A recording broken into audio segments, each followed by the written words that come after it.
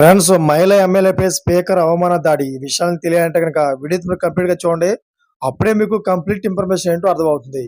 అదేవిధంగా చాలా మంది వీడియో చూస్తున్నారు కానీ లైక్ అండ్ కామెంట్ చేయట్లేదు.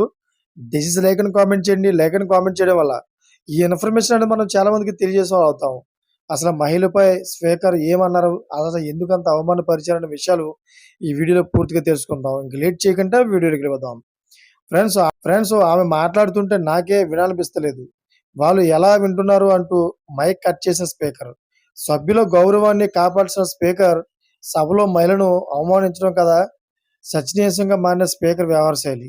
అయితే అసెంబ్లీ నిండు సభలో ఓ మహిళా ఎమ్మెల్యేను స్పీకర్ గడ్డం ప్రసాద్ కుమార్ తీవ్రంగా అవమానపరిచేలా ప్రవర్తించారు.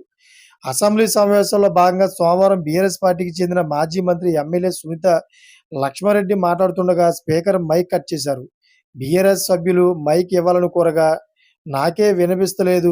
వాళ్ళు ఎలా వింటున్నారో నాకు అర్థం కావట్లేదు అంటూ మైక్ కట్ చేశారు. అయితే స్పీకర్ గడ్డం ప్రసాద్ కుమార్ తీరుపై సర్వత్రా విమర్శలు వినిపిస్తున్నాయి.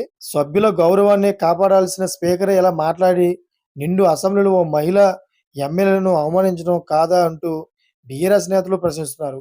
అయితే ఢిల్లీలో ఓ జడ్జి ఇంట్లో దొరికిన నోట్ల కట్టల వ్యవహారం ఇప్పుడు దేశ న్యాయ వ్యవస్థను ఓ కుదిపేస్తుంది.